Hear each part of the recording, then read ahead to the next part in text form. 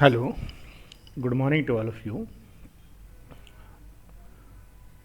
Dear student, let's continue chapter number 7 P block. In previous video, we discussed about general introduction of P block elements. Today, we will discuss group 15 element.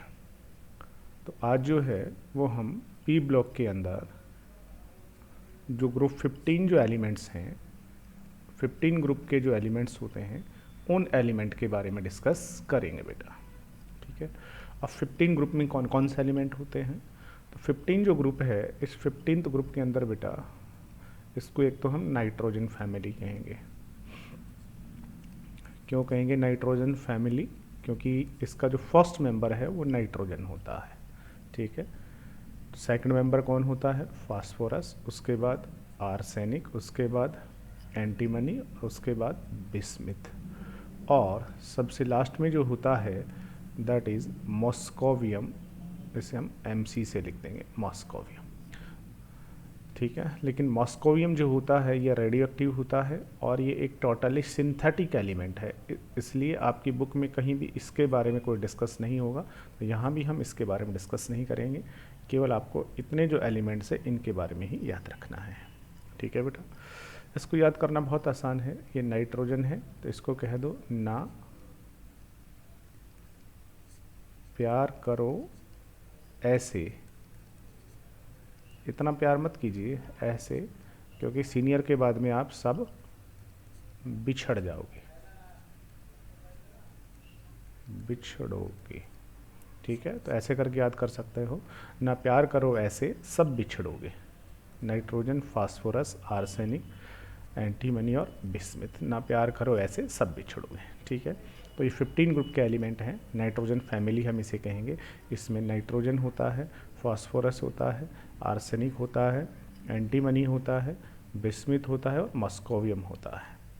अब इनका atomic number जो है वो आपको याद रखना है कि इनका एटॉमिक नंबर कितना कितना होता है. तो नाइट्रोजन का आपको याद है 7 होता है. 7 के बाद फिर आपने कितना ऐड करना होता है? 8 ऐड करना होता है. ठीक है ना.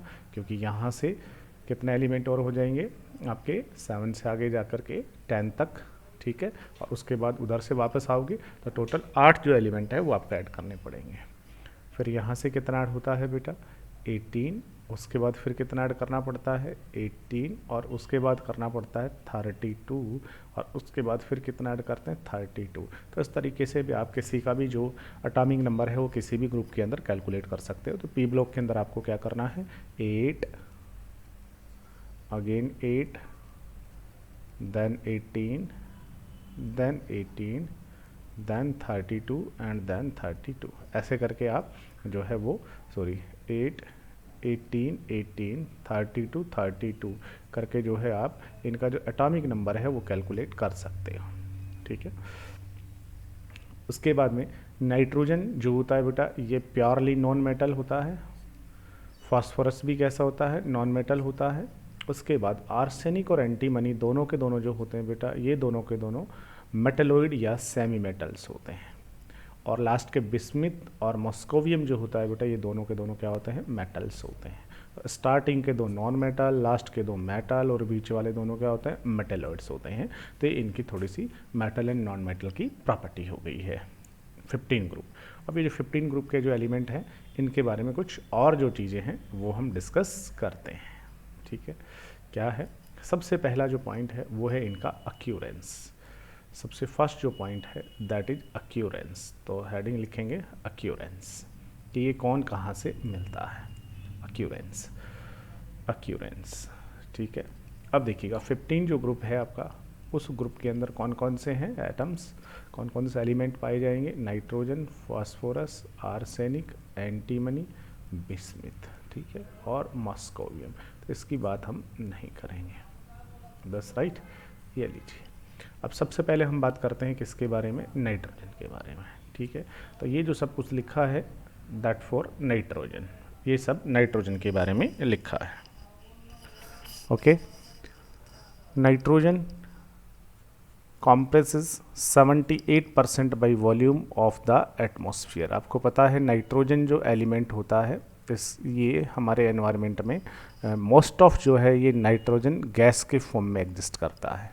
तो याद रखना है, अगर मैंने केवल नाइट्रोजन कहा इसका मतलब है nitrogen element, that's right, element. और नाइट्रोजन एलिमेंट को मैं एन से रिप्रेजेंट करूँगा, लेकिन इसका फ्रीली एग्जिस्टेंस नहीं होता।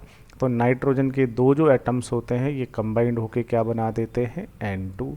तो नाइट्रोजन N2 के फॉर्म में एग्जिस्ट करती है। अब याद रखना है N2 को क्या कहना है, N2 को हम कहेंगे दैट इज़ नाइट्रोजन गैस, ठीक है, या फिर इसे कहेंगे डाई नाइट्रोजन, डाई नाइट्रोजन, क्योंकि इसमें दो नाइट्रोजन के एटम कंबाइंड हुए हैं, so it is called die nitrogen या फिर नाइट्रोजन गैस, क्योंकि इसका जो फिजिकल एग्जिस्टेंस है वो किसके फॉर्म में होता है, गैसियस फॉर्म में होता है, इसलिए। ठीक है, तो जो नाइट्रोजन एलिमेंट होता है वो नाइट्रोजन गैस के फॉर्म में पाया जाता है मोस्ट ऑफ, ठीक है। और ये नाइट्रोजन गैस कितनी होती है, हमारा जो टोटल एटमॉस्फेयर का वॉल्यूम है उसका 78% जो है वो नाइट्रोजन गैस होती है। इसके अलावा नाइट्रोजन जो होता है ये नाइट्रोजन कहाँ पर मिलता है, हमारी अर्थ क्रस्ट में भी पाया जाता है, अर्थ क्रस्ट में। और अर्थ क्रस्ट के अंदर ये किस किस के फॉर्म में पाया जाता है, तो अर्थ क्रस्ट के अंदर बेटा ये दो फॉर्म में पाया जाता है। कौन कौन सा, दो कंपाउंड बना के पाया जाता है, एक ये सोडियम नाइट्राइट, ठीक है, जिसको क्या कहते हैं हम, चिली साल्ट पीटर कहते हैं। That is very very important question, Chile saltpetre, ठीक है। और इसके अलावा पोटेशियम नाइट्रेट, और पोटेशियम नाइट्रेट को हम क्या कहते हैं, that is Indian saltpetre, potassium nitrate KNO3। तो इनमें भी कौन है, नाइट्रोजन है, ठीक है ना। तो हमारे एटमॉस्फेयर में नाइट्रोजन नाइट्रोजन गैस के फॉर्म में पाया जाता है। अर्थ क्रस्ट में जो नाइट्रोजन है वो नाइट्रेट के फॉर्म में पाया जाता है, और जर्नली सोडियम नाइट्रेट और पोटेशियम नाइट्रेट के फॉर्म में पाया जाता है। सोडियम नाइट्रेट जो होता है बेटा इसको हम क्या कहते हैं, चिली साल्ट पीटर कहते हैं, और जो पोटेशियम नाइट्रेट होता है that known as Indian saltpetre. ये दोनों के दोनों जो पॉइंट हैं ये एग्ज़ाम के हिसाब से बहुत इंपॉर्टेंट है, याद रखेंगे। उसके बाद में ये जो नाइट्रोजन होता है it found in the form of protein. Nitrogen जो होता है बेटा ये प्रोटीन में भी प्रेजेंट होता है, और प्रोटीन कहाँ, प्लांट और एनिमल्स में, दैट्स राइट। प्रोटीन में कहाँ से आ जाता है, तो ऐसा हम डिस्कस करेंगे बायोमॉलिक्यूल वाले चैप्टर में। और बायो वाले स्टूडेंट तो जानते भी होंगे कि जो प्रोटीन होता है ये प्रोटीन किससे मिल करके बना होता है, protein formed by the help of amino acid, amino acid से। और जो अमाइनो एसिड्स होते हैं उनके अंदर होता है अमाइन ग्रुप, और अमाइन जो ग्रुप होता है डेट कंटेन नाइट्रोजन, तो अमाइन जो है उसमें नाइट्रोजन होता है, दस राइट, तो वहाँ पर भी होता है। ये नाइट्रोजन की बात हो गई है। अब नाइट्रोजन के बाद फिर आता है कौन, फॉस्फोरस। अब फॉस्फोरस देखिएगा कहाँ होता है बेटा, देखो फॉस्फोरस कहाँ होता है। फॉस्फोरस की अगर मैं बात करूँ तो फॉस्फोरस जो होता है बेटा, phosphorus occurs in minerals of the apatite family. तो मोस्टली जो फॉस्फोरस होता है बेटा ये फॉस्फोरस जो है ये कहाँ पाया जाता है, जो एपेटाइट फैमिली के मिनरल्स होते हैं उनमें पाया जाता है। तो that is very important point, apatite family. Apatite family का जर्नल जो फॉर्मूला है वो फॉर्मूला होता है ये कैल्शियम फॉस्फेट डॉट CaX2, और यहाँ से X क्या हो सकता है, फ्लोरीन, क्लोरीन और साथ में OH हाइड्रोक्साइड हो सकता है। That formula of apatite family. Apatite family के जो मिनरल्स होते हैं उनके अंदर फॉस्फोरस प्रेजेंट होता है, दैट इज कैल्शियम फॉस्फेट, ठीक है। अब इसका एग्जांपल देखिएगा, अगर आपको फ्लोर एपेटाइट लिखना है, फ्लोर एपेटाइट, ये क्वेश्चन पूछा हुआ है CBSE में, फ्लोर एपेटाइट। फ्लोर एपेटाइट में क्या करना है, बस आपने एपेटाइट फैमिली का फॉर्मूला क्या होता है, कैल्शियम 9 कैल्शियम 9 और फॉस्फेट होते हैं 6 कैल्शियम फॉस्फेट और Ca, और ये जो CaX है ना हेलोजन, उसकी जगह आपने फ्लोरीन जोड़ दिया, that is CaF2, that is formula of fluorapatite, ठीक है। और ये जो फ्लोर एपेटाइट है ये कहाँ पाया जाता है, which are the main component of phosphate rock. जो रॉक फॉस्फेट होता है उसका मेन कंपोनेंट कौन होता है, फ्लोर एपेटाइट होता है, और उस फ्लोर एपेटाइट के अंदर फॉस्फोरस प्रेजेंट होता है। इसके अलावा phosphorus is an essential constituent of animal and plant matter, ठीक है ना। फॉस्फोरस जो होता है वो एनिमल और प्लांट का क्या होता है, एक इसेंशियल एलिमेंट भी है। इसके अलावा आपको याद होना चाहिए फॉस्फोरस जो होता है ये कहाँ पर पाया जाता है, DNA और जो RNA होता है ना वहाँ पर भी फॉस्फोरस पाया जाता है। ऐसा बायोमॉलिक्यूल में डिस्कस करेंगे, क्योंकि DNA RNA जो होता है उनके अंदर एक बॉन्ड प्रेजेंट होता है जिसे हम कहते हैं फोस्फोडाइएस्टर बॉन्ड। कौन सा बॉन्ड होता है, फोस्फोडाइएस्टर बॉन्ड। और ये जो फोस्फोडाइएस्टर बॉन्ड होता है in this bond phosphorus is present, that's right.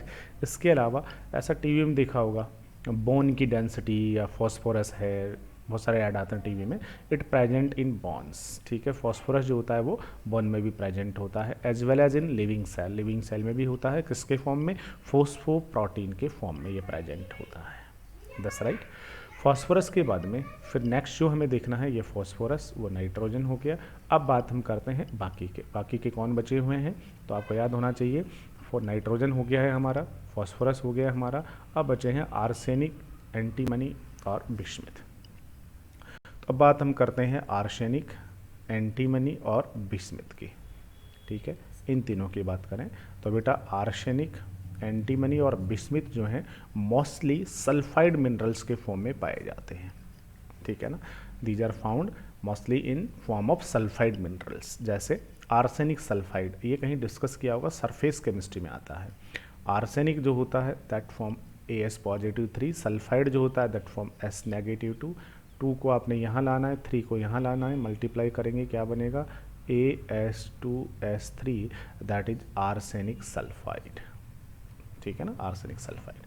अब थोड़ी सी जो बात है वो मॉस्कोवियम के लिए भी है, तो मॉस्कोवियम के लिए भी हम सुन लेते हैं कि मॉस्कोवियम के बारे में क्या लिखा है। देखो मॉस्कोवियम के बारे में लिखा है कि मॉस्कोवियम जो होता है that is synthetic radio active element होता है, पाया नहीं जाता अर्थ पर, सिंथेटिक है, रेडियो एक्टिव होता है, ठीक है। सिंबल क्या होता है, MC होता है।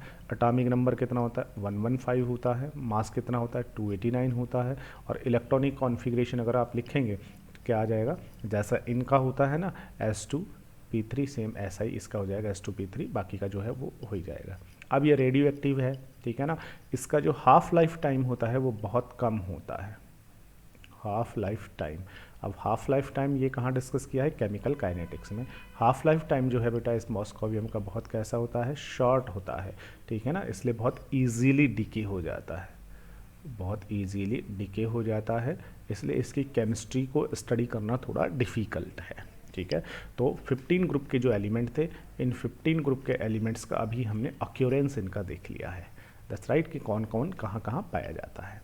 अक्यूरेंस होने के बाद में अब हम नेक्स्ट इनका डिस्कस करेंगे, नेक्स्ट पॉइंट जो कि इनकी प्रॉपर्टीज से रिलेटेड होगा, दैट्स राइट। क्या क्या होगा प्रॉपर्टीज से रिलेटेड, देखिए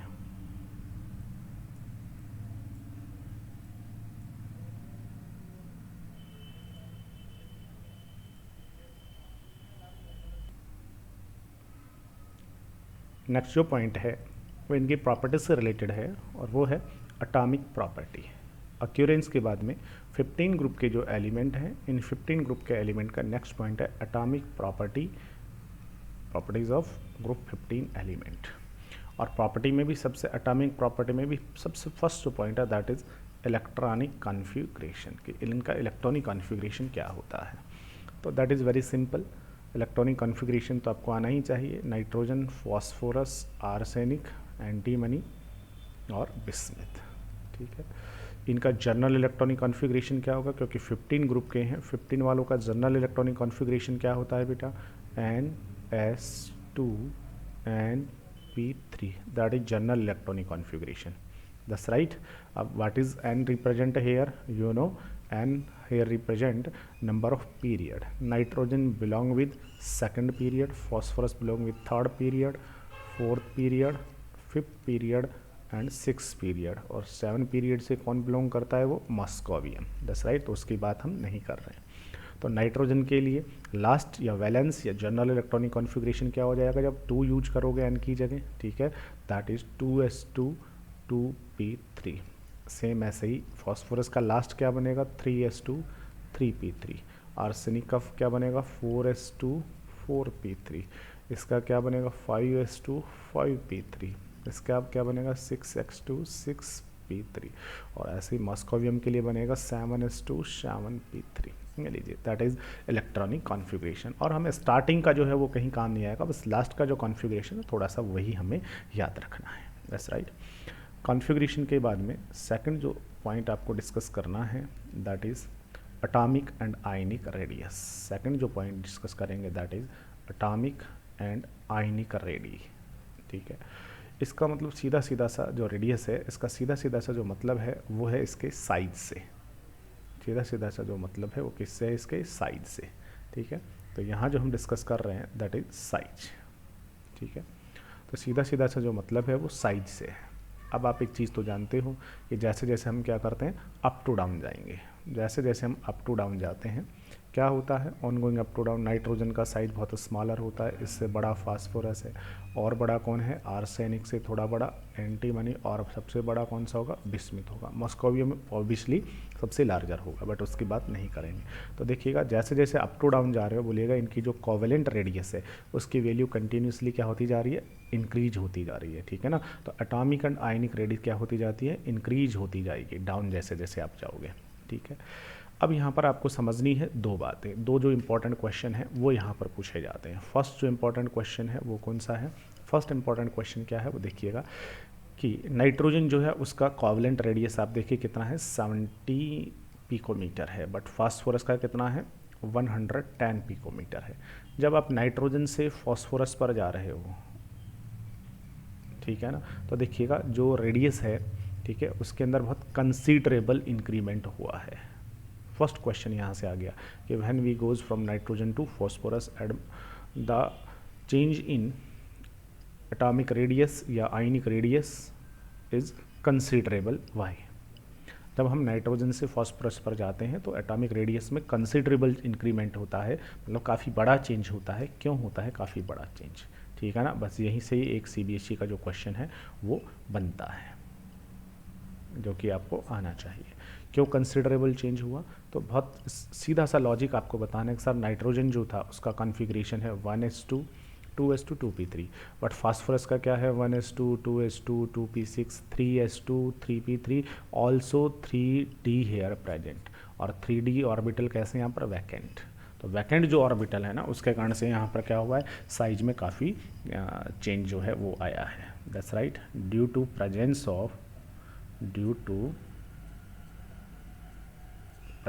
ऑफ वैकेंट d ऑर्बिटल्स, ठीक है। वैकेंट जो d ऑर्बिटल्स होते हैं ना उनके कारण से जो साइज है उसके अंदर काफ़ी कंसिडरेबल जो चेंज है वो आता है। That's right. उसके बाद देखिए जब फास्फोरस से आप आर्सेनिक पे जा रहे हैं तो चेंज हुआ, आर्सेनिक से जब एंटीमनी पे गए हो तो चेंज हुआ, ठीक है। लेकिन यहाँ पर एक चीज़ देखिएगा कि जब आप कहाँ से कहाँ जा रहे हो, जब आप जा रहे हो एंटीमनी से बिस्मिथ पर, तो एंटीमनी जो है उसका रेडियस देखिए कितना है 141 पिकोमीटर, और बिस्मिथ का कितना है 148 पिकोमीटर। बताइए कितना चेंज हुआ, तो आप कहेंगे सर दोनों में अप्रॉक्स 7 पिकोमीटर का चेंज हुआ। तो यहाँ तो बहुत बड़ा चेंज हुआ था, बट यहाँ जो चेंज है वो कैसा हुआ है, बहुत स्मॉल चेंज हुआ है, ठीक है ना। However from antimony SB, antimony यहाँ से SB करेंगे, SB to bismuth, only a small increase in covalent radius is observed. That's right, बहुत थोड़ा सा चेंज यहाँ पर हुआ है। अब आपको बताना है कि यहाँ थोड़ा सा चेंज क्यों हुआ, बस यही जो क्वेश्चन है ये CBSE पूछती है। तो दूसरा क्वेश्चन यहाँ से ये वाला हो गया है, ठीक है। ये जो क्वेश्चन है यही पूछा जाता है एग्ज़ाम में कि ऐसा क्यों हुआ। तो इसका जो लॉजिक आपने यहाँ पर देना है, क्या देना है, बहुत ऐसा डिफ़िकल्ट नहीं है, बहुत इजी सा इसका लॉजिक है, ठीक है। और ऐसा हम कहीं डिस्कस करते हैं, कहाँ पर डिस्कस करते हैं, ये जो DF ब्लॉक वाला चैप्टर होता है उस DF ब्लॉक वाले चैप्टर में कहीं हम ऐसा डिस्कस करते हैं, ठीक है। और वो जो DF ब्लॉक है वहाँ पर क्या लगता है, तो थोड़ा सा यहाँ से याद रखेंगे आप, पीरियोडिक टेबल में इनका जो पोजीशन है वो आपको याद होगा। देखिए क्या होता है, ये पीरियोडिक टेबल, ठीक है। उसके बाद में ये फर्स्ट पीरियड है, फर्स्ट पीरियड में हाइड्रोजन और हीलियम दो ही एटम्स या दो ही एलिमेंट होते हैं। ये सेकंड पीरियड है, उसके बाद थर्ड पीरियड होगा, उसके बाद फोर्थ पीरियड होगा, उसके बाद फिफ्थ पीरियड, ठीक है ना। तो जब आप एंटीमनी से बिस्मिथ पर जा रहे हो तो बिस्मिथ जो है ये कौन से पीरियड से बिलोंग करता है, बिस्मिथ जो होता है ये 6 पीरियड से बिलोंग करता है। तो फिफ्थ, उसके बाद में कौन सा पीरियड होगा 6, ठीक है। अब आप देखिएगा क्या होता है, होता ये है कि फर्स्ट पीरियड में कितने एलिमेंट होते हैं 2, सेकंड पीरियड में कितने होते हैं ऑब्वियसली 8, थर्ड पीरियड में कितने होते हैं ऑब्वियसली 8। फोर्थ पीरियड की जब आप बात करोगे, फोर्थ पीरियड की जब बात करोगे आप, तो यहाँ से कितने एलिमेंट हो जाते हैं फोर्थ पीरियड के अंदर, 10 और आ जाते हैं तो 18, ठीक है। फिफ्थ पीरियड में भी कितने हो जाते हैं 18। अब सिक्स पीरियड में देखना, सिक्स पीरियड में कंटिन्यू चलता रहेगा, 1 2 3 4 ऐसे ऐसे ऐसे होता रहेगा। यहाँ पर कौन आता है, यहाँ पर लेंथेनम आता है सिक्स पीरियड के अंदर, और वो उसका एटॉमिक नंबर होता है 57। 57 के बाद में फिर आता है यहाँ से हैफनियम। हैफनियम जो आता है उसका एटॉमिक नंबर कितना होता है 72 होता है। तो 58 से लेकर के 71 तक के एलिमेंट यहाँ नहीं होते हैं, वो जो एलिमेंट है वो यहाँ पर आते हैं। और यहाँ दो सीरीज होती हैं, इनको हम एफ ब्लॉक एलिमेंट कहते थे, ठीक है। और ये जो फर्स्ट सीरीज होती है it start after lanthanum, so this series is known as lanthanoid series, lanthanoid series होती है, ठीक है। और वहाँ पर हम कहीं डिस्कस करेंगे लेंथेनॉइड कॉन्ट्रैक्शन, लेंथेनॉइड कॉन्ट्रैक्शन क्या होता है लेंथेनॉइड कॉन्ट्रैक्शन में, डीएफ ब्लॉक के अंदर। वो कहते हैं कि जब आप इस लेंथेनॉइड सीरीज में लेफ्ट टू राइट जाओगे तो जो साइज है ना, ये साइज कंटिन्यूसली डिक्रीज होता जाता है, ठीक है ना। तो यहाँ से आपने स्टार्ट किया, यहाँ से एटम, फिर 57 नंबर पे लेंथेनम आ जाएगा, उसके बाद 58 यहाँ पर आ गया सीरियम, और फिर यहाँ से लेकर के और आपका 71 तक एलिमेंट हो गया है, लोरेंशियम तक, ल्यूटीशियम तक, एलयू तक, और उसके बाद में फिर आपका 72 वाला आइटम यहाँ से आएगा। 72 के बाद कंटिन्यू और फिर आपका आएगा यहाँ से 83 पे कौन आएगा आपका बिस्मिथ यहाँ पर आएगा। तो जब आप यहाँ एंटीमनी से एसबी से और यहाँ बिस्मिथ पर जब आप आओगे तो एंटीमनी से यहाँ चले आप, ठीक है, और उसके बाद यहाँ से आ रहे हो, फिर बीच में ये 14 एलिमेंट आ गए हैं किसके, लेंथेनॉइड के, और उसके बाद फिर आपका बिस्मिथ जो है वो आएगा। तो जब आप एंटीमनी से बिस्मिथ पर जाओगे तो बीच में बेटा यहाँ लेंथेनॉइड के एलिमेंट्स आएंगे, और लेंथेनॉइड के जो एलिमेंट्स होते हैं उनमें लेंथेनॉइड कॉन्ट्रैक्शन होता है। लेंथेनॉइड कॉन्ट्रैक्शन के कारण जो साइज है वो कंटिन्यूसली क्या होता जाएगा, स्मॉलर होता जाता है। तो हैफनियम का साइज ऑब्वियसली काफ़ी स्मॉल होगा, तो आगे साइज स्मॉलर ही रहेगा। इसलिए जब आप एंटीमनी से बिस्मिथ पर जाओगे तो जो साइज है उस साइज में कोई मेजर चेंजमेंट नहीं आएगा। That's right. तो ये तो केवल एक्सप्लेनेशन था, आपको समझने के लिए था ऐसा। तो लेकिन आपको आंसर क्या लिखना है, इतना बड़ा आंसर नहीं लिखेंगे, बस सीधा सीधा से क्या लिख देंगे, सीधा सीधा सा इसका जो आंसर आपको लिखना है वो आंसर आपको वहाँ से लिखना पड़ेगा, ड्यू टू लेंथेनॉइड कॉन्ट्रैक्शन, नॉइड्स कॉन्ट्रैक्शन। सीधा सा आंसर लिखोगे कि लेंथेनॉइड जो कॉन्ट्रैक्शन है उस लेंथेनॉइड कॉन्ट्रैक्शन के कारण से जो एंटीमनी है और से जब आप बिस्मिथ पर जा रहे हो तो साइज में ज़्यादा इंक्रीमेंट नहीं हुआ है, अप्रॉक्स इक्वल सा साइज ही दोनों का रहेगा, ठीक है ना। तो यहाँ से यहाँ रहे हो तो साइज में ज़्यादा इंक्रीमेंट नहीं होगा एंटीमनी से बिस्मिथ पर। क्यों, क्योंकि जब आप यहाँ से इधर जाओगे उसके बाद यहाँ से यहाँ होगे तो बीच में क्या होंगे, लेंथेनॉइड के 14 एलिमेंट आएंगे, और उन लेंथेनॉइड के 14 एलिमेंट्स में क्या होता है, लेंथेनॉइड कॉन्ट्रैक्शन होता है, और लेंथेनॉइड कॉन्ट्रैक्शन के कारण कंटिन्यू साइज जो है वो डिक्रीज होगा, therefore size of bismuth not much increased, ठीक है ना, बहुत ज़्यादा इंक्रीमेंट उसके अंदर नहीं आएगा। That's right. ये हो गया इनका एटॉमिक एंड आयनिक रेडियस, ठीक है। एटॉमिक एंड आयनिक रेडियस के बाद में अब हम पढ़ते हैं थर्ड प्रॉपर्टी, और वो जो थर्ड प्रॉपर्टी है एटॉमिक प्रॉपर्टी में भी थर्ड, वो है हेडिंग लिखे third property, that is ionisation enthalpy, ionisation enthalpy. That's right. Ionisation enthalpy तो आप जानते हो क्या होता है। जैसे आयोनाइजेशन एंथैल्पी का मतलब क्या है, तो 11th क्लास में कहीं डिस्कस किया हुआ है कि आयोनाइजेशन एंथैल्पी का मतलब होता है अगर आपके पास में कोई गैस, यहाँ पर अगर मैं लिखूँ, अगर आपके पास में कोई एटम, और ये एटम सबसे पहली बात तो गैसियस स्टेट में होना चाहिए, और एटम के अंदर क्या होगा, जो एटम है उस एटम के अंदर क्या होगा, यहाँ पर न्यूक्लियस होगा, और ये इलेक्ट्रॉन होगा, इलेक्ट्रॉन इसको अट्रैक्ट करता है। तो अब इस इलेक्ट्रॉन को आप बोलो कि यार तू चला जा निकल के, आउट कर दो इसको, बट ये नहीं होगा, ये आउट नहीं होगा, ये बोलेगा भाई मैं न्यूक्लियस से अट्रैक्टेड हूँ। तो हमें क्या करना पड़ेगा, इसे एनर्जी प्रोवाइड करनी पड़ेगी, और वो जो एनर्जी आप इसे दे रहे हो वो एनर्जी क्या करेगी, इस अट्रैक्शन फोर्स को ब्रेक कर देगी, और जब ये अट्रैक्शन फोर्स ब्रेक हो जाएगा तो ये इलेक्ट्रॉन यहाँ से निकल करके बाहर चला जाएगा। तो किसी भी एटम के गैसियस स्टेट से उसका वो जो आउटर मोस्ट इलेक्ट्रॉन है उसको अगर आपने आउट करना है, बाहर निकालना है, तो जितनी भी एनर्जी आपने यहाँ पर अप्लाई करनी पड़ेगी, जितनी भी रिक्वायर्ड एनर्जी होगी, that required energy is known as ionisation enthalpy, ठीक है। अब आप समझ ही जाओगे कि अगर एटम बहुत स्मॉलर है, छोटा है, तो इलेक्ट्रॉन जो होगा वो बहुत स्ट्रांगली बॉन्डेड होगा, और एटम का साइज बहुत बड़ा है, तो न्यूक्लियस से इलेक्ट्रॉन काफ़ी डिस्टेंस पर चला जाएगा, और डिस्टेंस पर चला गया है तो अट्रैक्शन फोर्स कम हो गया है। तो बताइएगा, वहाँ पर इलेक्ट्रॉन को रिलीज कराना है, यहाँ पर इलेक्ट्रॉन को रिलीज कराना है, where much energy is required, in smaller और इन लार्जर। तो आप कह सकते हो सर स्मॉलर में तो अट्रैक्शन फोर्स बहुत हाई होगा, तो यहाँ का इलेक्ट्रॉन इजीली रिलीज नहीं होगा, बहुत हाई एनर्जी आपको अप्लाई करनी पड़ेगी। बट यहाँ का जो इलेक्ट्रॉन है वो न्यूक्लियस से बहुत ज़्यादा डिस्टेंस पर चला गया है, और बहुत ज़्यादा डिस्टेंस पर चला गया है, इसलिए यहाँ जो एनर्जी है वो आपको बहुत थोड़ी सी देनी पड़ेगी। बहुत थोड़ी सी एनर्जी से ही ये जो अट्रैक्शन फोर्स है ये टूट जाएगा और इलेक्ट्रॉन जो है वो रिलीज हो जाएगा। That's right. तो जैसे जैसे अप टू डाउन जाओगे, अप टू डाउन जाने पर क्या होगा, साइज इंक्रीज हो रहा है, और साइज इंक्रीज हो रहा है इसलिए आयोनाइजेशन एंथैल्पी क्या होगी, डिक्रीज होती जाएगी। ठीक है ना। तो decreases down the group due to gradual increase in atomic size.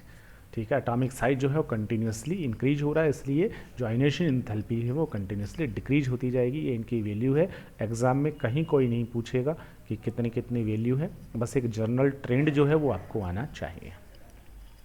That's right. अब यहाँ पर एक टेक्निकल क्वेश्चन ये लिखा हुआ है। ठीक है, टेक्निकल क्वेश्चन क्या लिखा हुआ है, थोड़ा सा उसे हम समझे तो एक्चुअल में हम ये सारी चीज़ें 11th क्लास में कहीं डिस्कस करते हैं। ठीक है, कि जो आयोनाइजेशन एंथैल्पी है, ये आयोनाइजेशन एंथैल्पी साइज पर तो डिपेंड करती है, साथ में ये इलेक्ट्रॉनिक कॉन्फ़िगरेशन पर भी डिपेंड करती है। अब आपको पता है जब आप पीरियोडिक टेबल में, ये आपके पास पीरियोडिक टेबल, और पीरियोडिक टेबल में जब तुम लेफ़्ट टू राइट जाते हैं तो लेफ़्ट टू राइट जाने पर साइज़ डिक्रीज होता है। ठीक है, तो यहाँ पर कौन सा ग्रुप होगा, 13, फिर होगा 14, फिर होगा 15, फिर होगा 16। ठीक है ना, 15, फिर होगा 16, फिर होगा 17। तो अभी हम बात कर रहे हैं 16 ग्रुप की बात कर रहे हैं। ठीक है, 16 ग्रुप की बात कर रहे हैं। ये हमारे पास 15 ग्रुप हो गया। 15 ग्रुप में कौन है, नाइट्रोजन है और फास्फोरस एटसेट्रा होंगे। 14 ग्रुप होगा, कार्बन सिलिकन एटसेट्रा होंगे, और 15 के बाद 16 में कौन होगा, ऑक्सीजन सल्फर एटसेट्रा होंगे। अब एक बात तो आप समझ ही गए हो कि 14 वाले जो हैं उनका साइज ऑब्वियसली बड़ा होगा, उससे जो स्मॉलर साइज है वो स्मॉलर साइज किसका होने वाला है, थोड़ा सा छोटा जो साइज है 14 जो है उसका थोड़ा बड़ा होगा, 15 का थोड़ा सा कैसा होगा, थोड़ा सा छोटा होगा, और 16 वाले जो होंगे उनका साइज़ तो और भी कैसा होगा, और भी छोटा होगा। इनका जो साइज़ है वो तो और भी छोटा होगा। That's right. तो ये जो है ये 14 ग्रुप वाले, ये 15 और ये 16। अब मुझे बताइए कि यहाँ का इलेक्ट्रॉन, यहाँ का इलेक्ट्रॉन और यहाँ का electron, where much energy is required. Electron को रिमूव करना है तो बोलिएगा कहाँ आपको ज़्यादा एनर्जी देनी पड़ेगी, 14, 15 या 16 में। ठीक है, तो आप कहेंगे कि सर 14 वाले जो हैं, क्योंकि कंटिन्यूसली इधर जाने पर तो साइज़ क्या होता है, डिक्रीज होता है, और साइज़ डिक्रीज हो रहा है तो ये सबसे बड़ा है। बड़ा साइज होने का मतलब इलेक्ट्रॉन बहुत ज़्यादा डिस्टेंस पर होगा, यहाँ इलेक्ट्रॉन बहुत ज़्यादा डिस्टेंस पर है। ठीक है ना, यहाँ डिस्टेंस से ज़्यादा होगा। That's right. तो कहाँ एनर्जी हमें ज़्यादा देनी पड़ेगी, कहाँ कम देनी पड़ेगी, तो यहाँ एनर्जी कम देनी पड़ेगी। इसका मतलब 13 ग्रुप वाले जो हैं इनका जो आयोनाइजेशन एंथैल्पी है 14 ग्रुप वाले जो हैं उनका जो आयोनाइजेशन एंथैल्पी है 15 ग्रुप वालों का जो आयोनाइजेशन एंथैल्पी होगा, और 16 ग्रुप वालों का जो आयोनाइजेशन एंथैल्पी होगा। कंपेयर कर सकते हैं किसका कम किसका ज़्यादा होना चाहिए, तो यहाँ आपको बहुत कम एनर्जी रिक्वायर्ड होगी। It means ionisation enthalpy of 14 group element is lesser than ionisation enthalpy of 15 group, यहाँ से यहाँ ज़्यादा होगी। और फिर 15 अगर 16 को कंपेयर करें तो कहाँ ज़्यादा होनी चाहिए, कहाँ एनर्जी मस्ट रिक्वायर्ड होगी, कहाँ ज़्यादा एनर्जी होगी, ऑब्वियसली 16 में ज़्यादा एनर्जी रिक्वायर्ड होगी। बस यहीं पर ही गड़बड़ हो जाती है, यहीं पर गड़बड़ हो जाती है। बस राइट, यहाँ रिक्वायर्ड नहीं होती, बल्कि क्या होता है, ionisation enthalpy of 15 group is greater than ionisation enthalpy of 17, ये होता है। That's right. ऐसा नहीं होता, ऐसा होता है। 15 ग्रुप वाले जो एलिमेंट होते हैं ना उनकी आयोनाइजेशन एंथैल्पी जो है वो ग्रेटर होती है किससे, 14 से तो होगी ऑब्वियसली, बट 16 से भी ज़्यादा होती है। 14 से तो ज़्यादा होगी, ये तो करेक्ट है, ये करेक्ट है। यहाँ पर 14 से तो ग्रेटर होगी, बट ये 16 से भी ग्रेटर होती है। तो राइट जो ऑर्डर है वो क्या होगा, राइट ऑर्डर होगा कि ionisation enthalpy of 15 group is greater than ionisation enthalpy of 14 group. ये तो ठीक है, ऐसा तो होगा, but ionisation enthalpy of 15 group also greater than ionisation enthalpy of 16 group. ऐसा होता है, दोनों से ही ज़्यादा है। अब क्वेश्चन अराइज होता है, सर 14 से ज़्यादा, ये तो हमें समझ में आ रहा है, बट 16 से भी हायर क्यों है? तो इसका जो आंसर है वो हम निकालेंगे इलेक्ट्रॉनिक कॉन्फ़िगरेशन से। ठीक है बेटा, इलेक्ट्रॉनिक कॉन्फ़िगरेशन क्या कहता है? इलेक्ट्रॉनिक कॉन्फ़िगरेशन कहता है कि अगर आपके पास में कोई भी सब सेल है, उस सब सेल के ऑर्बिटल्स होंगे, ठीक है, तो दो तरीके की स्टेट होती है, एक होती है हाफ फिल्ड और फुल फिल्ड, और एक होती है अदर स्टेट। जैसे पी आपके पास सब सेल है, तो पी सब सेल के अंदर अगर 3 इलेक्ट्रॉन हैं, तो पी सब सेल में तो कितने ऑर्बिटल्स होते हैं? 3 ऑर्बिटल्स होते हैं। 3 ऑर्बिटल में 1 इलेक्ट्रॉन होगा, that state is half filled state. और पी के अंदर 6 इलेक्ट्रॉन अगर हैं, तो पी के अंदर 3 ऑर्बिटल्स हैं, तीनों के अंदर कितने इलेक्ट्रॉन होंगे? 2 इलेक्ट्रॉन हो जाएंगे, that state is fulfilled state.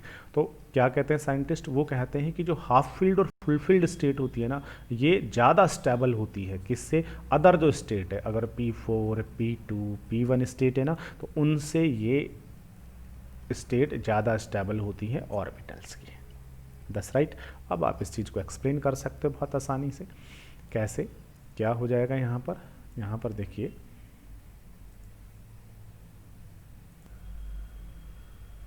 यहाँ पर आप कहेंगे कि सर नाइट्रोजन और ऑक्सीजन, अगर हम इन दोनों को ही कंपेयर कर लें, तो नाइट्रोजन का एटॉमिक नंबर 7, ऑक्सीजन का कितना है? 8। नाइट्रोजन का electronic configuration 1s2 2s2 2p3, oxygen का 1s2 2s2 2p4, that is oxygen का इलेक्ट्रॉनिक कॉन्फ़िगरेशन। नाइट्रोजन का अगर मैं एटॉमिक डायग्राम ड्रा करूँ, that is nucleus, first shell के एस सब सेल में 2 इलेक्ट्रॉन, उसके बाद कौन सा होगा? सेकंड सेल, सेकंड के एस में 2, एंड सेकंड पी जो है उसके अंदर कितने इलेक्ट्रॉन्स होंगे? सेकंड का जो पी है उसमें होंगे 3 इलेक्ट्रॉन्स, 2p3। ऑक्सीजन का अगर मैं एटम ड्रा करूँ, तो ये न्यूक्लियस, फर्स्ट सेल, फर्स्ट के एस में 2, दैट इज सेकंड, सेकंड के एस में 2, और सेकंड का जो पी है, पी में हो गए 4 इलेक्ट्रॉन। अब आपने क्या करना है? इलेक्ट्रॉन को रिलीज कराना है। कौन सा इलेक्ट्रॉन को रिलीज कराना है? जो सबसे आउटर है। सबसे आउटर कौन सा है? यहाँ से इस पी का और यहाँ से इस पी का। इस इलेक्ट्रॉन को रिलीज कराना है, एनर्जी दोगे। इस इलेक्ट्रॉन को भी रिलीज कराना है, पी वाले को एनर्जी दोगे। That's right. बट यहाँ कौन से स्टेट है? यहाँ पर है 2p3, यहाँ p3 स्टेट। p3 स्टेट का मतलब क्या हो गया? हाफ फील्ड हो गया। That's right. और p3 स्टेट कैसी होती है? Half field. और हाफ फील्ड कैसी होती है? मोर स्टेबल होती है, दैट इज मोर स्टेबल। जबकि P4 कैसा है? इसके कंपैरेटिवली लेस स्टेबल है। तो यहाँ से इलेक्ट्रॉन इजीली रिलीज नहीं होगा, यहाँ पर आपको हाई एनर्जी अप्लाई करनी पड़ेगी। That's right. जबकि यहाँ का जो इलेक्ट्रॉन है ये इजीली रिलीज हो जाएगा। ठीक है, तो यहाँ आपको ज़्यादा एनर्जी रिक्वायर्ड होगी। इसलिए जो 15 ग्रुप जो एलिमेंट होते हैं उनकी जो आयोनाइजेशन एंथैल्पी है वो 14 से तो ग्रेटर होगी क्योंकि साइज स्मॉलर है, बट ये 16 से भी ग्रेटर होती है due to higher stability of half filled p3 orbitals। चलिएगा, तो यहाँ से जो लिखा हुआ है वो यही लिखा हुआ है, because of extra stability of half filled p orbital electronic configuration and smaller size, the ionization enthalpy of 15 group element is much greater than of 14 group element as well as 16th group element। दोनों से ही ज़्यादा होती है। That's right. चलिएगा, इसके बाद फिर जो है नेक्स्ट पॉइंट 4 जो पॉइंट है that is electron negativity. Electron negativity, ठीक है। अब आपको पता है नाइट्रोजन का En कितना होता है? नाइट्रोजन का En 3 होता है। Phosphorus, arsenic, antimony, bismuth. तो आपको ये भी पता है अप टू डाउन जैसे जैसे जाएंगे तो अप टू डाउन जाने पर इनका जो En है वो कंटिन्यूसली डिक्रीज होता जाता है। ठीक है, ये इनकी वैल्यू लिखी हुई है, बट ये जो वैल्यू है कहीं पर भी एग्ज़ाम में कहीं भी पूछी नहीं जाती। बस एक चीज़ याद रखनी है कि on going up to down En of 15 group element it continuously decreases. That's right, continuously decrease होती जाती है इनकी जो En है वो। ये हो गया है इनकी एटॉमिक प्रॉपर्टीज़। ठीक है, अब इन एटॉमिक प्रॉपर्टी के बाद में अब जो हमें डिस्कस करना है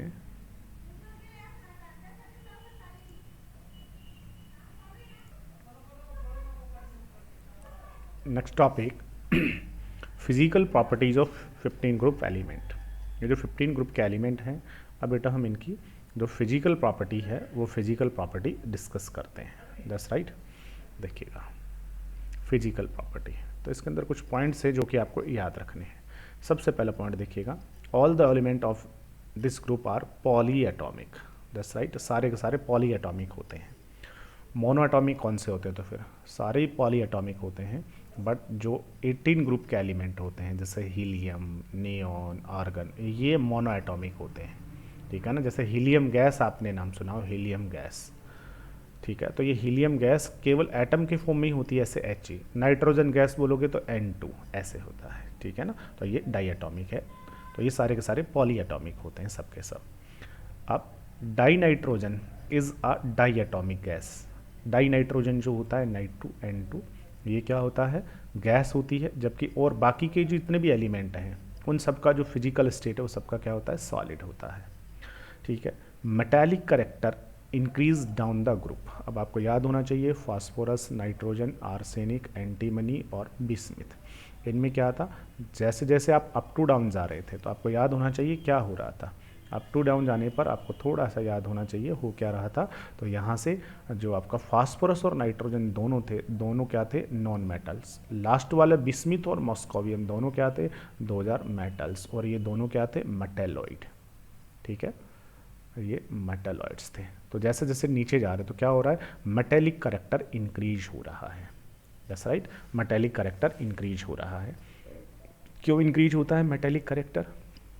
क्योंकि नीचे जाने पर साइज बढ़ रहा है, और साइज बढ़ने से इलेक्ट्रॉन को इजीली रिलीज करेंगे। और गुड मेटल्स कौन होती है? मेटल्स तो हम कहते ही उनको हैं जो बहुत इजीली इलेक्ट्रॉन को लॉस कर देती हैं। ठीक है ना, तो नीचे जाने पर इलेक्ट्रॉन को लॉस करने की टेंडेंसी बढ़ रही है, इसलिए जो है मेटालिक करेक्टर इंक्रीज हो रहा है। That's right. Nitrogen, phosphorus non metal हैं, आर्सेनिक, एंटीमनी मेटालॉइड हैं, जबकि बिस्मिथ क्या है? मेटल है। ठीक है, due to decrease in ionization enthalpy, up to down जाने पर आयोनाइजेशन एंथैल्पी डिक्रीज हो रहा है। ठीक है, और एटॉमिक साइज इंक्रीज हो रहा है, इसलिए मेटालिक करेक्टर इंक्रीज होगा। इसलिए मेटालिक जो करेक्टर है दैट शुड बी इंक्रीज। ठीक है, इसके बाद बॉइलिंग पॉइंट। अब बॉइलिंग पॉइंट की बात करते हैं। बॉइलिंग पॉइंट जर्नली क्या होता है? इंक्रीज होता है। अप टू डाउन जाते हैं ना तो बीपी इंक्रीज होता है। क्यों? क्योंकि एटॉमिक मास इंक्रीज होता है। बीपी जो है वो डायरेक्टली प्रोपोर्शनल होता है मॉलिक्यूलर मास या फिर एटॉमिक मास के।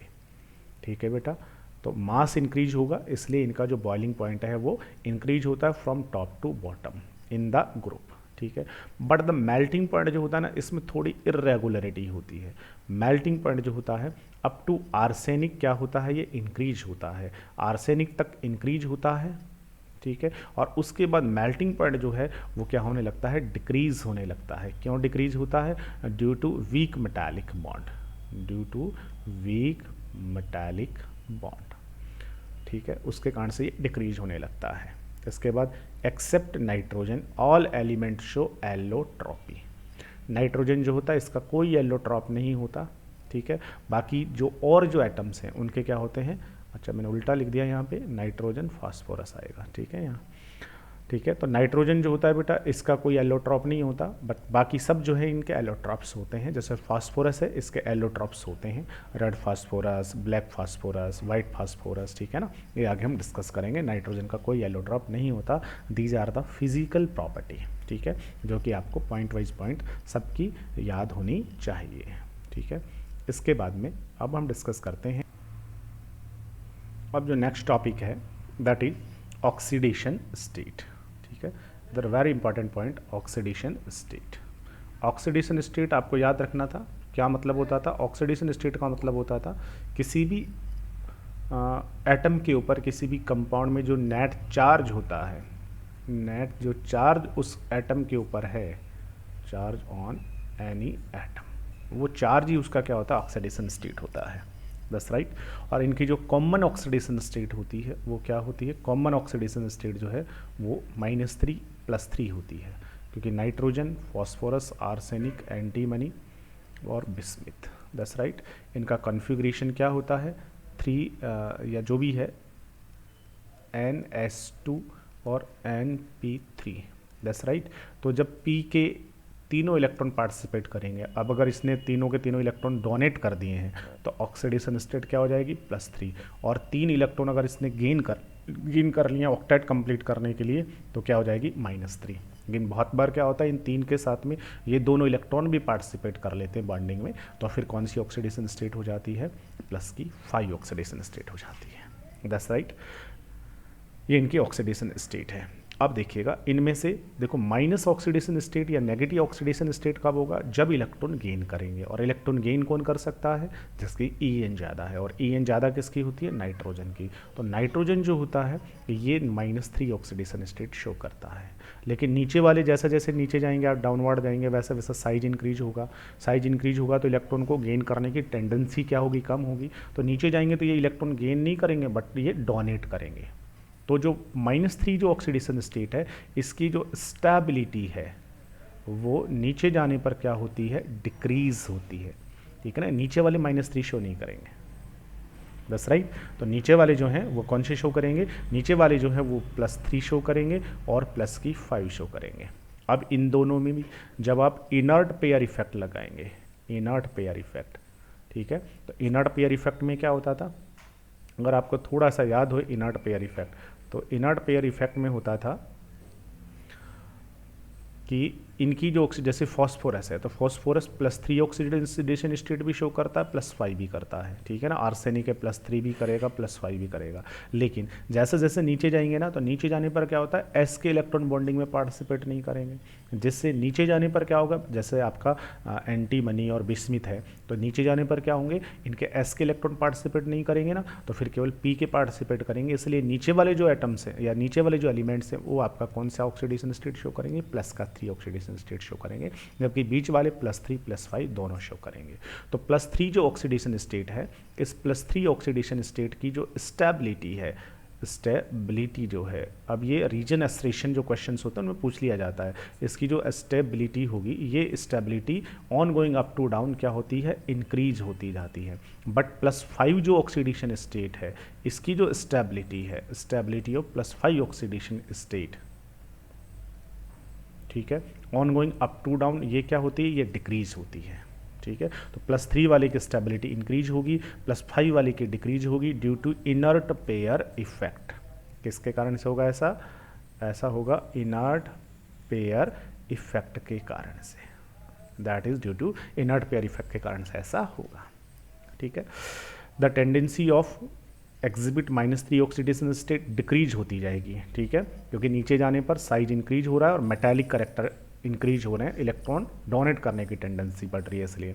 In fact last member of group, जो सबसे आखिरी का जो मेंबर है, जैसे बिस्मिथ हो गया है, ठीक है, hardly form any compound in -3, ये -3 में कोई कंपाउंड बनाता ही नहीं है। ठीक है ना, क्योंकि -3 शो ही नहीं करेगा, पॉजिटिव में शो करेंगे। ठीक है, और पॉजिटिव में भी किसकी स्टेबिलिटी ज़्यादा होगी, +3 की ज़्यादा होगी। The stability of +5 oxidation state, तो +5 जो ऑक्सीडेशन स्टेट है उसकी स्टेबिलिटी क्या होगी, डिक्रीज होगी due to inert pair effect. But +3 जो ऑक्सीडेशन स्टेट है उसकी जो स्टेबिलिटी है बेटा वो क्या होगी, वो इंक्रीज होगी due to inert pair effect.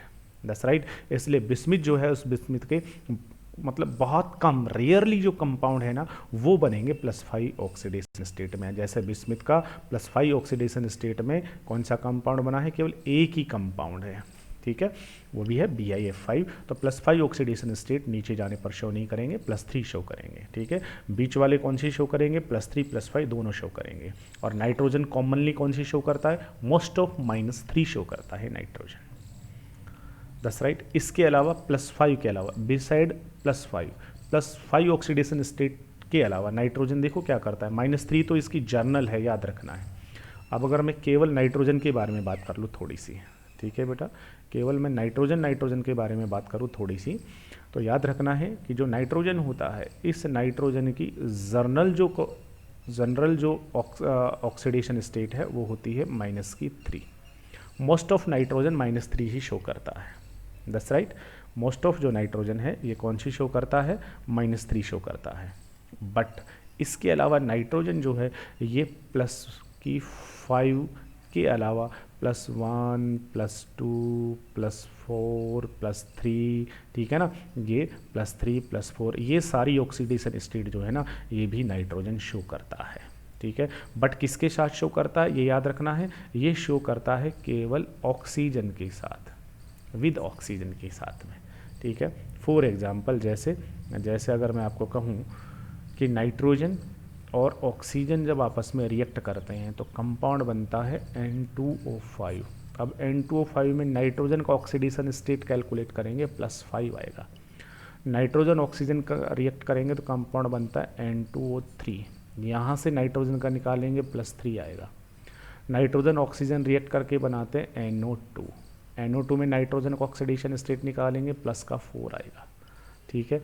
Nitrogen oxygen react करते हैं कंपाउंड बनता है NO में निकालेंगे +2 आएगा, नाइट्रोजन ऑक्सीजन रिएक्ट करते हैं कंपाउंड बनता है N2O, यहाँ से नाइट्रोजन का निकालेंगे ऑक्सीडेशन स्टेट +1 आएगा। तो जो नाइट्रोजन होता है ये ऑक्सीजन के साथ रिएक्ट करके +1 +2 +3 +4 +5 सारी की सारी ऑक्सीडेशन स्टेट जो है वो शो करता है, दैट्स राइट। लेकिन याद रखना इस नाइट्रोजन का जो ऑक्सीडेशन स्टेट है ना, ऑक्सीडेशन स्टेट जो नाइट्रोजन का वो 5 हो सकता है, बट नाइट्रोजन की जो मैक्सिमम कोवैलेंसी है ना, कोवैलेंसी मतलब बॉन्डिंग जो कैपेसिटी है वो 4 ही रहेगी, बॉन्ड नाइट्रोजन 4 ही बना सकता है, ठीक है ना। ऑक्सीडेशन स्टेट तो इसका +5 हो सकता है, लेकिन बॉन्ड कितने बनाएगा, ये 4 ही बॉन्ड बनाएगा। क्यों बनाएगा, क्योंकि नाइट्रोजन में डी ऑर्बिटल नहीं होता। फॉस्फोरस जो होता है ना बेटा, ये तो 5 बॉन्ड बना लेता है, जैसे PCl5 में 5 बॉन्ड फास्फोरस के होंगे, क्योंकि फॉस्फोरस में वैकेंट डी ऑर्बिटल्स होते हैं, और डी ऑर्बिटल्स होने के कारण ये उन डी ऑर्बिटल्स को बॉन्डिंग में पार्टिसिपेट करता है, दैट्स राइट। तो मैक्सिमम कोवैलेंसी इनकी तो कितनी हो सकती है, 5 हो सकती है, नाइट्रोजन के अलावा जो है ना, नाइट्रोजन, फास्फोरस, ठीक है, आर्सेनिक, एंटीमनी, बिस्मिथ, ठीक है। तो इनकी जो वैलेंसी है वो वैलेंसी कितनी हो सकती है, वैलेंसी जो है वो 5 हो सकती है। नाइट्रोजन की वैलेंसी मैक्सिमम कितनी होगी, 4 ही होगी, ठीक है। इसके अलावा फॉस्फोरस जो होता है बेटा, वो फॉस्फोरस भी अपने जो ऑक्सा एसिड्स होते हैं उनमें +1 +2 +3 +4 इवन +5 तक ऑक्सीडेशन स्टेट भी शो करता है, ठीक है। फॉस्फोरस के ऑक्सा एसिड्स कौन कौन से होते हैं, फॉस्फोरस के ऑक्सा एसिड्स, फॉस्फोरस की जो ऑक्सा एसिड्स हैं वो फॉस्फोरस के ऑक्सा एसिड्स देखिए, फॉस्फोरस के ऑक्सा एसिड्स देखिए, जैसे S3PO2, जैसे S3PO3, जैसे S3PO4, that's right, these are oxa acids of phosphorus. आगे डिस्कस करेंगे और भी होते हैं। यहाँ से फॉस्फोरस का ऑक्सीडेशन स्टेट कैलकुलेट कीजिए, ठीक है ना। तो जिसका कैलकुलेट करना होता है उसका हम कितना एज्यूम करेंगे, x एज्यूम करेंगे। हाइड्रोजन का कितना होता है, +1 होता है। ऑक्सीजन का कितना होता है, -2 होता है। हाइड्रोजन यहाँ 3 है तो 3 से मल्टीप्लाई कीजिए। ऑक्सीजन यहाँ 2 है तो 2 से मल्टीप्लाई कीजिए। इन सब का सम कर दीजिए। सम कितना आना चाहिए, 0 आना चाहिए। 3 1 जा 3 हो जाएगा, प्लस में x होगा, 2 2 जा 4 हो जाएगा, लेकिन ये माइनस है तो माइनस प्लस माइनस, माइनस का 4 हो जाएगा इज इक्वल टू 0। प्लस का 3 माइनस का 4, x minus 1 is equal to 0, x is equal to 1। तो यहाँ से फास्फोरस का जो ऑक्सीडेशन स्टेट है वो प्लस का 1 आया। यहाँ से अगर आप कैलकुलेट करेंगे तो यहाँ से कितना आ जाएगा, प्लस का 5 आ जाएगा। तो फास्फोरस जो होता है बेटा वो भी अपने जो ऑक्सा एसिड्स होते हैं ना उनके अंदर +1 +2 +3 +4 +5 इवन +5 ऑक्सीडेशन स्टेट भी शो करता है। ये हुआ इनका ऑक्सीडेशन स्टेट, दैट्स राइट। अब आपको यहाँ से कंफ्यूज नहीं होना है। नाइट्रोजन का ऑक्सीडेशन स्टेट कितना होता है, नाइट्रोजन का जर्नल ऑक्सीडेशन स्टेट, बस इंपॉर्टेंट पॉइंट यही है, यहीं पर ही एग्जाम में क्वेश्चन होता है। जर्नल जो ऑक्सीडेशन स्टेट है वो -3 होता है नाइट्रोजन का, बट ऑक्सीजन के साथ जब ये रिएक्ट करता है तो +1 से लेकर के +5 तक की ऑक्सीडेशन स्टेट शो करता है। फास्फोरस का -3 भी होता है, +3 भी होता है, +5 भी होता है, ठीक है। इसके अलावा फास्फोरस अपने ऑक्सा एसिड में +1 +2 +5 सारे ऑक्सीडेशन स्टेट जो है ना वो शो करती है, +1 +3 +5, ठीक है। ये जो ऑक्सीडेशन स्टेट है ये फास्फोरस अपने ऑक्सा एसिड्स के अंदर शो करता है। जैसे आपको PCl3 मिल जाए, PCl3 में अगर आपको फास्फोरस का कैलकुलेट करना हो तो कितना आएगा, +3। PCl5 अगर आपको मिल गया, PCl5 में अगर कैलकुलेट करना हो तो कितना आ जाएगा, +5। अगर आपको P2O5 दिया जाए, P2O5 यहाँ फॉस्फोरस पेंटाऑक्साइड में फॉस्फोरस का कैलकुलेट कीजिए तो कितना आएगा प्लस का 5, क्योंकि फॉस्फोरस का x मान लीजिए, 2 फॉस्फोरस है तो 2x हो जाएगा, ऑक्सीजन का -2 होता है, ठीक है, +5। ऐसा 11th क्लास में कहीं हमने खूब सारे एग्जाम्पल में डिस्कस किया है। ये हमने डिस्कस किया ऑक्सीडेशन स्टेट। अब ऑक्सीडेशन, चलिए अब ऑक्सीडेशन स्टेट को थोड़ा और डिस्कस करते हैं। और जो है वो देखिएगा, जब nitrogen, in case of nitrogen, अगर हम बात नाइट्रोजन की करें, ठीक है, तो नाइट्रोजन की जो ऑक्सीडेशन स्टेट होती है, जब वो +1 से और +4 के बीच कुछ भी होती है, तो इस ऑक्सीडेशन वाले स्टेट वाले जो कंपाउंड होते हैं वो डिसप्रपोर्शनेशन रिएक्शन शो करते हैं। अब आपको डिसप्रपोर्शनेशन रिएक्शन 11th क्लास में कहीं से याद होना चाहिए, that is very important point, यहाँ से CBSE में क्वेश्चन पूछा जाता है, ठीक है। उसमें ये होता था कि अगर आपके पास कोई एक एलिमेंट है, इस एलिमेंट का ही अगर ऑक्सीडेशन भी हुआ है और इसी का ही अगर रिडक्शन भी हुआ है, दैट्स राइट, तो उसको हम कहते थे डिसप्रपोर्शनेशन रिएक्शन। इसका मतलब ये जो एलिमेंट है, इस एलिमेंट का कुछ ना कुछ ऑक्सीडेशन स्टेट होगा। अब अगर इसका ऑक्सीडेशन स्टेट इंक्रीज हो गया है तो ऑक्सीडेशन इंक्रीज हुआ है तो, और इसका ऑक्सीडेशन नंबर जो है वो डिक्रीज अगर हो गया है तो रिडक्शन हो गया। तो इंक्रीज भी होना चाहिए, डिक्रीज भी होना चाहिए। तो वो कौन शो कर सकता है? वो केवल जो मिड वाले जो ऑक्सीडेशन नंबर है वही शो कर सकते हैं। तो +1 से +4 वाले जो होते हैं, तो इन एलिमेंट को अगर आप लोगे, इन ऑक्सीडेशन वाला अगर नाइट्रोजन आपने लिया है, तो इस नाइट्रोजन का ऑक्सीडेशन नंबर इंक्रीज भी हो सकता है +5 और डिक्रीज भी हो सकता है -3, दैट्स राइट। तो ऐसा जो नाइट्रोजन होगा जिसका ऑक्सीडेशन नंबर +1 से +4 के बीच में होगा, it can be oxidise as well as it can be reduce, therefore this nitrogen show disproportionation reaction. For example, जैसे आपके पास में क्या है, HNO2 नाइट्रस एसिड है। अब इस नाइट्रस एसिड में देखिएगा, नाइट्रोजन का ऑक्सीडेशन नंबर कैलकुलेट कीजिएगा HNO2 के अंदर, नाइट्रोजन का x, हाइड्रोजन का +1, ऑक्सीजन का -2 मल्टीप्लाई बाई 2, सबका कैलकुलेट करेंगे। x इज इक्वल टू क्या आने वाला है, x इज इक्वल टू आने वाला है +3। तो यहाँ से नाइट्रोजन का जो ऑक्सीडेशन नंबर है वो +3 है, ठीक है। तो देखिएगा मिड में है, +1 से +4 के बीच में। अब ये +3 से क्या होता है देखिएगा, तो ये जो 3 आपने नाइट्रस एसिड लिए हैं, इन 3 से देखो एक बन गया HNO3, एक तो क्या बन गया HNO3। अब HNO3 में नाइट्रोजन का कैलकुलेट कीजिए तो +5, तो देखो इंक्रीज हो गया। इंक्रीज होने का मतलब क्या हो गया, यहाँ पर हो गया है ऑक्सीडेशन, यहाँ ऑक्सीडेशन हो गया, ठीक है बेटा, यहाँ पर ऑक्सीडेशन हो गया है। और एक वाटर बना और 2 क्या बन गए, NO, यहाँ से 2 बन गए हैं NO।